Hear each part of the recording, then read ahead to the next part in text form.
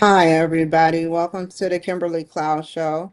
I am your host, Kimberly Cloud. Today, we have a very special guest for the show. Can you go ahead and announce to the world who you are and where you're calling from? Yeah, thanks, Kimberly. My name is Bill Hammett, and I am down here on the West Coast, San Diego, California. Proud San Diegan, and happy to be with you today. Thank you. I want you to address your concerns or your proud moments of your past leading up into what you do now currently or whatever you want to start off the address. Tell me about what is on your mind right now that is of concern. Yeah, I mean, the number one thing on my mind, especially professionally, is healthcare literacy. People understanding their health insurance plan, people confused by their doctor bills, people not understanding where they can go, how much it would cost, and people avoiding the care that they need simply because they don't know what it's going to cost and they don't know who to turn to for help on these type of things.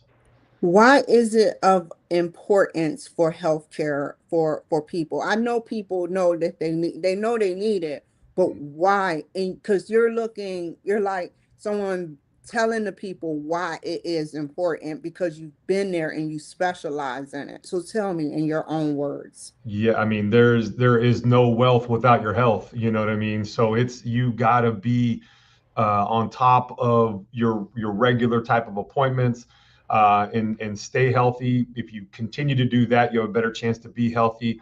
Of course, things happen all the time where we have a loved one that comes down with something scary.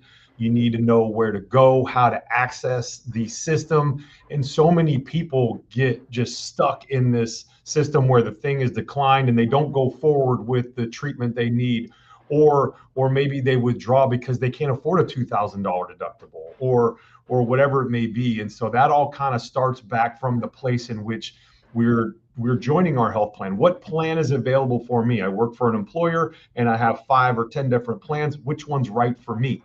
That's where our company can help employers is to find the smart plans to put in place, and then we can help their employees understand these are the options, and it might fit well for you, this plan A, but plan B might be better for somebody else. And while we might have best friends in the workplace, it doesn't mean our healthcare needs are the same at all.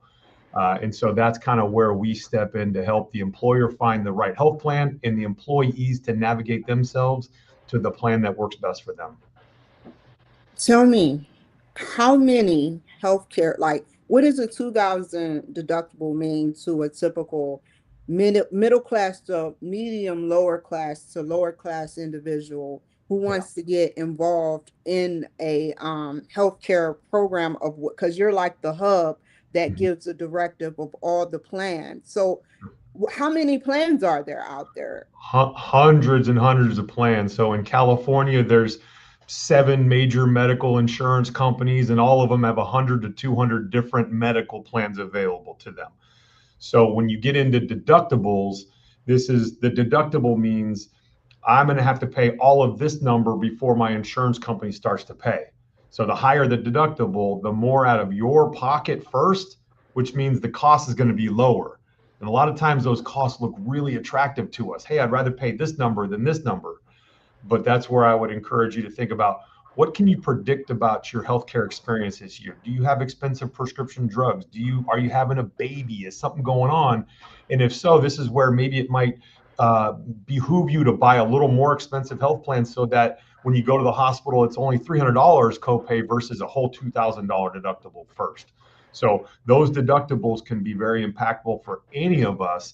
But if we have an emergency room visit or a surgery or a hospital stay, that deductible means you are going to be on the hook for all of those dollars up front. What are the 10 best, the major, because it's hundreds of them, but it's only a couple that come on the news. So give me like five, maybe it's more reasonable for me to say five major healthcare companies and compare their risks versus their benefits. Sure.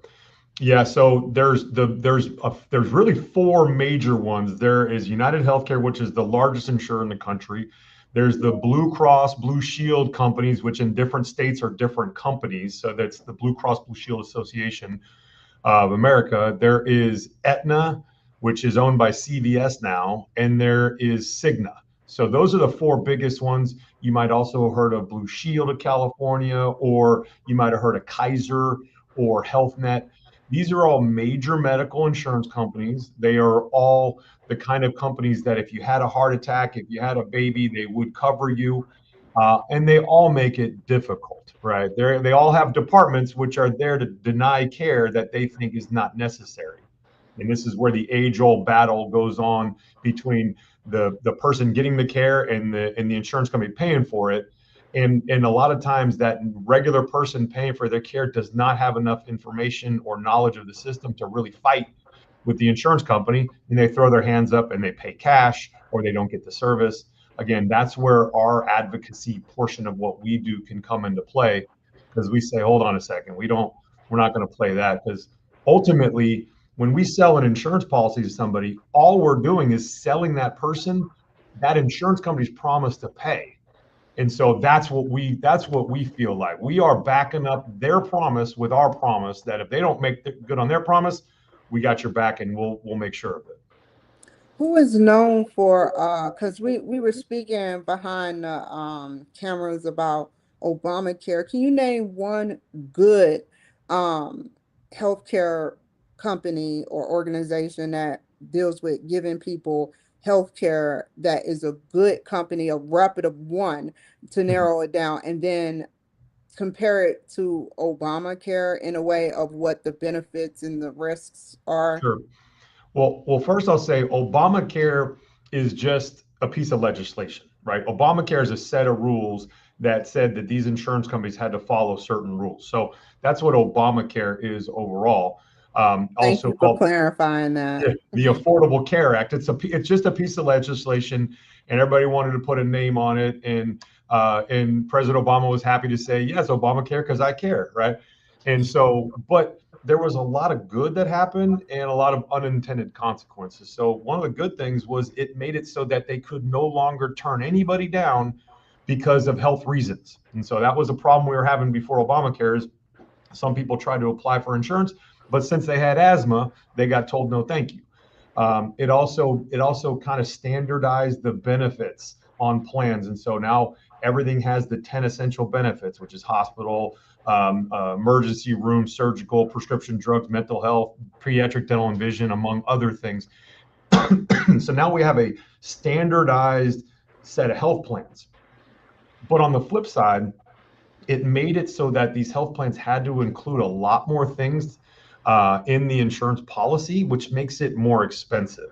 And so, all those companies, United Healthcare, the Blues, Aetna, Cigna, those are all reputable companies that many of my clients are involved with. But all of them have things that we've got clients who have had a bad experience with them. So, a lot of times I say with these insurance companies, hey, I make two promises. Number one, there will be problems, and number two, we will fix them. So it's just that's why having the resource, having a good broker on your team is so critical, because they are the person in between the person paying for it and the person using it. And there is a major heads bashing against each other sometimes with those two groups of people. So we're happy to be in the middle of it to solve people's problems. Okay, so you got me when you baffled me when you said people wouldn't even give people health care because they have asthma. They Mhm. would deny it. So tell me the history of the generational health care that happened over the decades, and Sure. how these as they started adjusting all the way to Obamacare, or probably beyond that, how it's changed. And like, you've told me about Obamacare, how Obamacare has changed, but just tell me about more benefits that happened and how it changed as a whole before Obamacare and Sure. after Obamacare. Well, I'm going to go all the way. I'm going to go way back to World War II. And this is how we got started with the unique American system where employers are giving health insurance to their employees. So all these other developed nations, they don't have their employer giving them insurance. And this started back in World War II, where there was wage fixing. So there, you weren't allowed to pay employees more than the next place because they wanted everybody to be employed. So what they started doing was offering these additional fringe benefits. And these Mm-hmm. fringe benefits included medical care and medical insurance. And so then it became something where, yes, I'm paying the same $5 an hour that my competitor is, but I'm providing your family with medical insurance. And now the employees started going that way.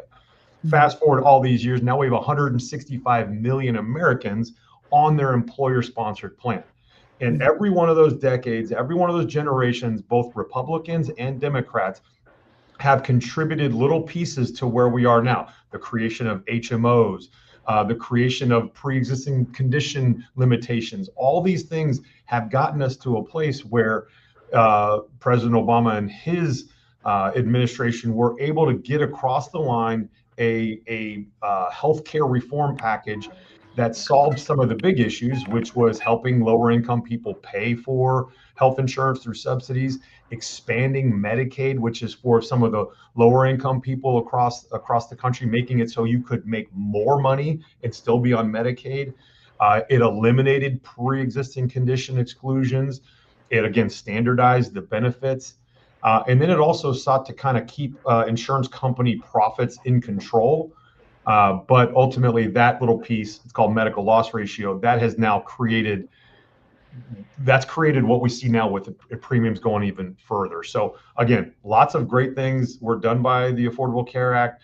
The spirit of all of it was something we could all agree to. Access for everyone, affordability for everyone, rein in the insurance companies, standardize the benefits. We all are on the same page with that. But of course, the devil's in the details, and there was plenty of devils in these details.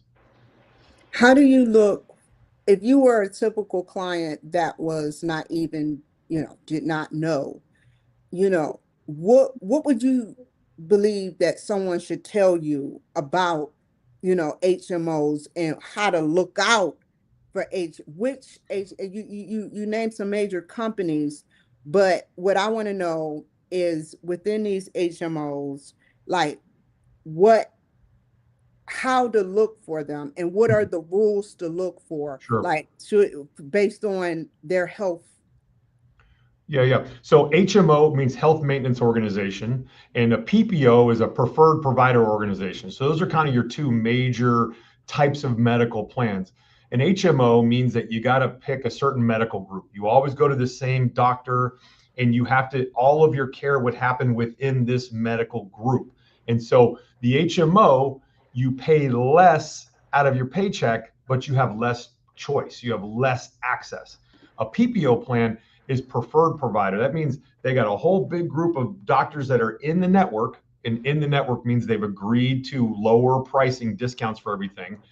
And if you go to this large network of people, then you'll pay a little bit less than if you went to this group of people that didn't accept your insurance. So HMO, less choice, less cost. PPO is more choice, more freedom, but more cost there. So it just really depends on how you like to access your care.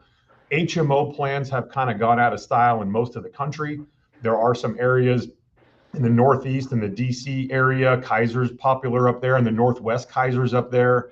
And in the Southwest, in California, really, HMO plans are still very popular because they're a lower price point, but the experience is getting terrible because it's hard to get in to see somebody. It's hard to get an MRI. It's just hard to use the product with an HMO. Whereas a PPO, lots more choice, lots more availability of providers.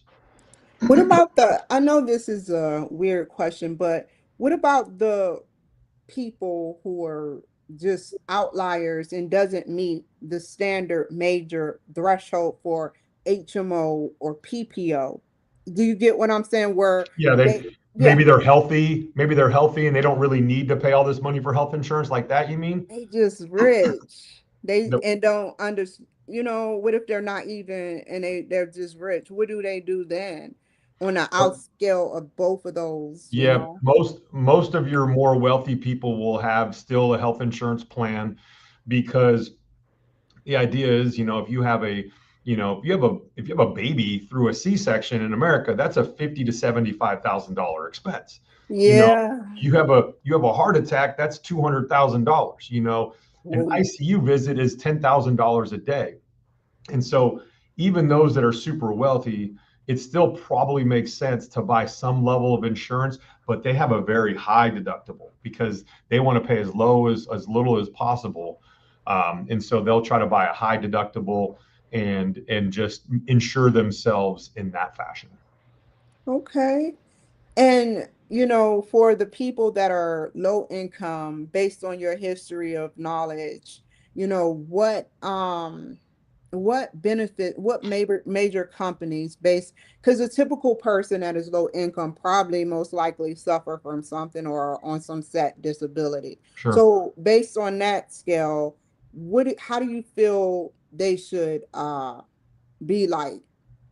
I think they should be visiting the ACA marketplaces in their state. So in California, it's called Covered California. And if you can qualify for a subsidy, because maybe you are not zero income, but not high income, you can qualify for what they call a subsidy, meaning that you can buy a private health insurance plan from Kaiser, from Blue Shield, from Humana or Health Net, and the government will help you pay for it, sometimes Mm. almost all of it. And so you can still get a really solid plan. Or if you're below that threshold, you can enroll in Medicaid, and California's Medi-Cal. And that is a very low, very almost zero premium health insurance policy. But I recommend that people always take advantage of their health plan so that they can, even if they might be dealing with some sort of malady from a healthcare situation, they can get it managed so they can go on and be as productive in their professional life or as happy in their personal life as possible, because being around community is what makes life worth living. And so I want people to access and interact with their healthcare policies so that they can still be part of their community, because they say being loneliness is worse than a pack of cigarettes a day. So getting out in your community, getting out with your family, getting out in front of you with your people is a major part of being healthy and an active part of all of our communities. Do you feel like, how do you feel like being active with, I have to define it because I want to see growth. So how do you feel like being active in a community brings joy, hope, positivity, and positivity? Yeah, I mean, helping other people makes all of us feel better. It's a fact. There's no there, it's it when you can be out with in your community and helping other people, or being in a place where you can be helped, right? These are things that make your body healthier. It's good for your heart health. It's good for your brain activity. And so for those that are not well and they're at home, they're missing out on a lot of that kind of stuff. So that's kind of where I was tying the community aspect with healthcare, is taking care of your health. There's a lot of options and opportunities for assistance with public health. So they have these big health fairs sometimes, or you can donate blood or whatever it may be. So I'm a big proponent of the the medicine that is socialization with your friends and family. And so that's going to be the most important part of being healthy, is being around your people. Have you read any jazzy thing about HMO, PPO, and Medicaid for the future? What they trying to futuristically think about, innovatively wise? Yeah, I mean, I think we'll continue to see AI find its way into healthcare and making healthcare decisions, hopefully making health insurance faster. Unfortunately, right now, AI is making health insurance more expensive in the short term, because all the doctors are using AI to chart all their meetings now, right? It used to be that they would take the notes and have to figure it all out afterwards. Now AI is capturing everything they did and billing for a lot more stuff than when the doctor was just like, okay, blood pressure, Whoa! we took a temperature. Now AI is like, oh, well, we gave nutrition advice. We got to bill for that. Oh, we told them about a workout set. We can bill for that. So AI will make things a little better. The recent One Big Beautiful Bill that was passed took a lot of money out of Medicare and Medicaid. So unfortunately, in the short term, there's a lot more work requirements to be eligible for Medicaid. You have to fill out a lot more forms. And so how is that going to work in some of our communities that don't have access to printers or can't get to the mailbox or I whatever it agree. is? So I'm concerned about that. And with those cuts to Medicare and Medicaid, insurance companies and hospitals are trying to make up more of those dollars from commercial plans. So from the employer plans, we're going to see rates continue to go up faster than they should because Mhm. hospitals now are losing reimbursement dollars from Medicare and Medicaid. And so they want private insurance companies to pay more, which means we all will be paying even more than we should. Wow, I never knew that. Pretty interesting. I always say it's Yeah. like a balloon. So if you have a balloon, and this whole balloon is the whole healthcare reimbursement. So let's say this the balloon represents all the dollars that the hospital gets in a year. Mhm. Well, if Mhm. Medicaid squeezes a little here and lowers that, and Medicare squeezes a little here and lowers that, there's a bulge now in the middle. Now Yeah, this gets yeah. bigger. So we didn't remove any money; we just pushed it around. And so How do it you think that it may end up getting alleviated, for the future? Because I mean, I think it's a reason. It's always a reason, but I get it could be either a futuristic view on something that's going to be changed for the future. I I, I don't want to say that it's just like that and that's forever. You know what I mean? yeah, yeah. I think that one of the problems we have is insurance companies have started to buy up pharmacies and pharmacy benefit managers and medical practices. And so that vertical integration is allowing them to hide money at different places. It's allowing them to approve higher reimbursement levels because they want higher reimbursement so they can charge more premiums. And so there is some legislation, some two senators, Elizabeth Warren and Josh Hawley, both one's a very hardcore Democrat, one's a very hardcore Republican, and they have both have similar legislation and they agree on trying to break up some of these healthcare monopolies. And you know, Mhm. when a hardcore Democrat and a hardcore Republican agree on something, you know something's crazy in 2026. So they I are agree. they are definitely going to try to consolidate or get rid of some of these vertical integrations of health insurance companies so that there's not as much ability for insurance companies to raise rates as fast and hide the money in different places. When did this progression start? Has it been decades long? How long has It's it been the been? last decade that we've seen these hospitals, or we've seen these insurance companies start to own different parts of the healthcare system. And Mm. it's partially a result of something called medical loss ratio, which is baked into the Affordable Care Act. Again, originally a great idea. Insurance companies have to spend 15%, or they have to spend 85% of what they take in claims. They have to spend it on claims. So if they bring in $1, 85 cents has to be spent on doctor visits, hospital stays, prescription drugs, or surgeries, all that. And it was very quick that the insurance company said, wow, 15%. So, and let's say they made $1 billion. 15% of $1 billion is good, but 15% of $2 billion is better. And 15% of $3 billion is even more money. So they were this perverse incentive that attached their margin as a percentage means that insurance companies now they want premiums to go as high as they can. Last year, United Healthcare brought in $497 billion in premiums. That's a $500 billion for one company. And they got to keep 15% of that.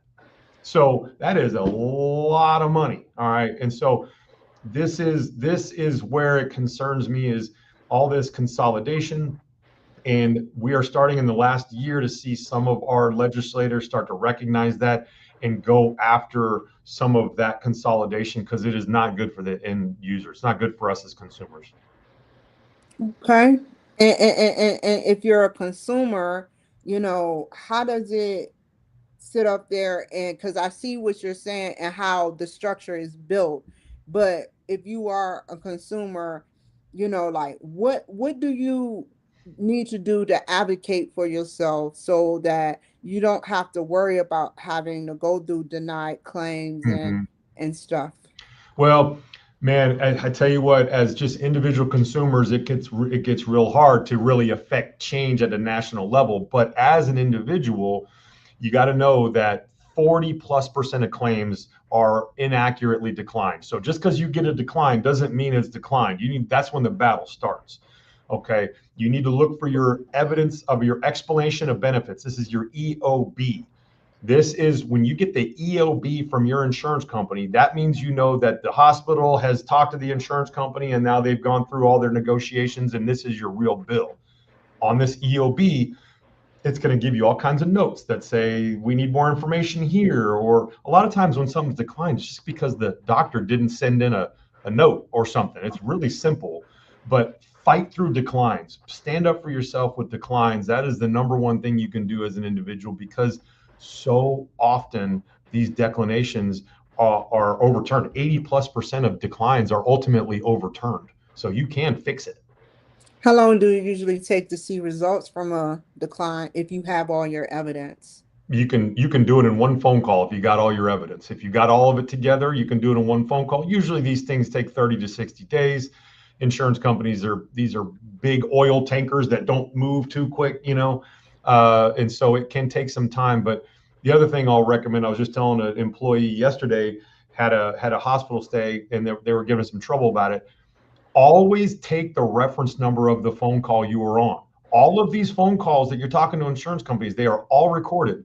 And if someone says, don't worry about that, if you go do X, Y, and Z, it'll only cost you $150.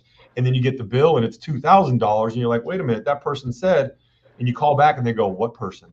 And you go, oh, Exactly. reference number 97ARQT9 said, and then I've had that happen several times where we have the reference number, they pull the call, they listen to the rep say this will only cost $150, and the next day that bill is down to $150. So keep your reference numbers, fight your declines, and if it doesn't make sense, it's because it doesn't make sense, and keep pushing and try to find a broker advocate for you that can help you either directly with those insurance companies or just kind of give you some advice to go back and fight.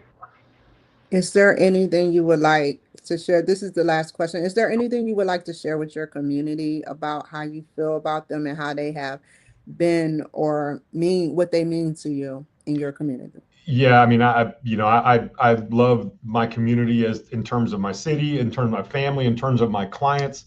I get as much from them as they get from me. When I can help somebody or somebody's spouse through a really tough time, they got a very scary diagnosis and they're trying to get to the best, and I can help them navigate that. They feel good, but I feel fantastic. And I've had a lot of people. I don't really do marketing. I get referrals from people that hook me up with different people because they know that I'm going to do what I said I'm going to do, and that I'm here to take care of them, and that I do a lot of videos, a lot of small educational videos on my Instagram. It's at Healthcare Bill. So it's really, really easy.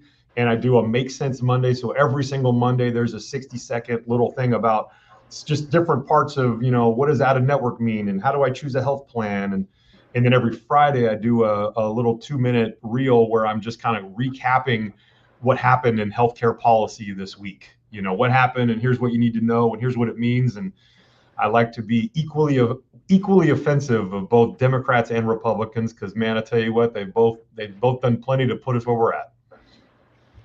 Thank you for those honest words. And how can the people reach you again? Yeah. Healthcare Bill is a great one. My website, Hammett Health, HAMMETT health.com, is a good place.